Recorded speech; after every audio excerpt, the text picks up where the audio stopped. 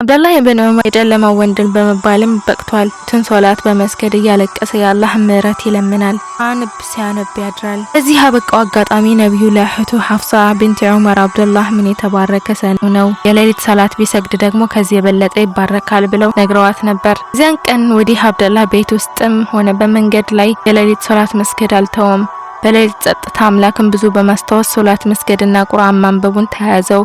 እስከ ህይወቱ ፍጻሜ በተለይ ደግሞ ቁርአን ማስጠንቀቂያ አንቀጾች በሚሰማ ጊዜ ልክ እንደ አባቱ ሁሉ እሱም አይኖቹ በእንባ ይሞሉ ነበር። ዑበይድ ረዲየላሁ አንድ ቀን የሚከተሉትን አንቀጾች ለአብደላህ ኢብኑ ዑመር ረዲየላሁ ዐንሁ ባነበበ ጊዜ ሆነውን ይናገራል። ከህዝቦችም ሁሉ መስካሪን ባመጣን ጊዜ እናንተም በእነዚያ ላይ መስካሪ አድርገን በመናመጣ ጊዜ የካዲዎች ሁኔታ እንዴት ይሆን?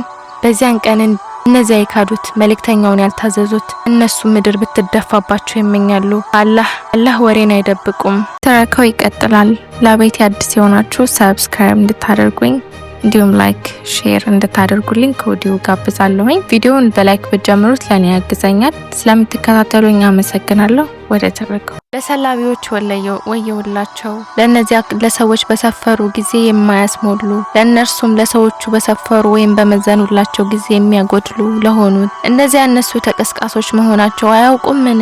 በታላቁ ቀን ሰዎች ለዓለማት ጌታ ፍርድ በሚቆምበት ቀን ተቀስቃሶች መሆናቸውን አልሙጣፊፊን ከ1 እስከ 6 ባለው አንቀጽ። በዚህ ጊዜ ሰዎች ሁሉ ለዓለማት ጌታ ፍርድ በሚቆምበት ቀን ተቀስቃሶች መሆናቸውን የሚለውን አንቀጽ እየመላለሰ ህሊናውን እስኪሰጥ ድረስ መደጋገምና ማልቀስ ቀጠለ። አላህ ተገዥነት ገራገርነትና ቸርነት በአንድነት ተዋህዶ አብደላህን በሷሃቢዎች ከነሱ በኋላ በመጡትም ጭምር በከፍተኛ ሁኔታ የተከበረ ሰው አድርገውታል። ከመጠን ያለፈ ቸርነቱ ድህነትን ያለብሰኛል ብሎ ማይፈራም። ህይወቱን ሙሉ ታታሪና ታማኝ ነጋዴ ነበር። ከዚህ በተጨማሪ ከበይተል ማል ግምጃ ቤት በርከት ያለ ደሞዝ የነበረው ቢሆንም ይህንን ብዙ ጊዜ ለድሆችና ለችግረኞች ነበር የሚሰጠው። ስለሱ ቸርነት አዩብ ኢብኑ ዋኢል እንዲህ ሲል ይናገራል።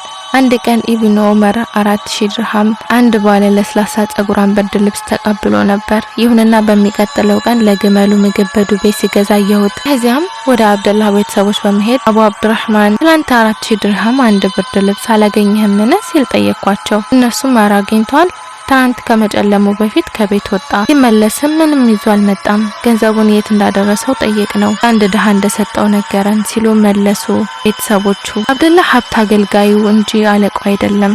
የህይወት መሰረታዊ ፍላጎቶቹ ማሟያ መንገድ እንጂ የቅንጦት መሳሪያ አይደለም። በዚህ ዝንባሌው በመብቃቃትና በቀላል አኗኗሩ ይታገዝ ነበር። አንድ ጊዜ ከጓደኞቹ መካከል አንደኛው ከኹራሳን በጣም ምርጥና ውብ የሆነ ጨርቅ አመጣለት። ይህንን ልብስ ከኹራሳን አመጣውልህ፣ በእርግጥ ለዓይኖችህ እርካታ ይሰጣሉ። እነዚህ የለበስካቸው ሸካራ ልብሶች አውልቀህ ጣልና ይህንን ጥሩ ልብስ እንድትለብስ እመክርሃለሁ አለው። እሺ እስኪ ያሳየኝ አለ አብደላህ። ለመሆኑ ሐር ነው ሲል ጠየቀ። ጓደኛውም የለም ጥጥ ነው ሲል መለሰለት። ጥቂት ጊዜ ያህል አብደላህ ተደሰተ። ከዚያ በኋላ ግን ልብሱን በቀኝ እጁ አፋ አደረገለት። ለም ለራሴው ስና የፈራሁት ቀብራራና ጉረኛ ያደርገኛል ብዬ ሰጋለሁ። አላህ ደግሞ ቀብራራና ጉረኛን አይወድም አለው። መይሙን ኢብኑ ሙህራም የሚከተለውን ይነግሩናል። ኢብኑ ዑመር ቤት ገባሁ።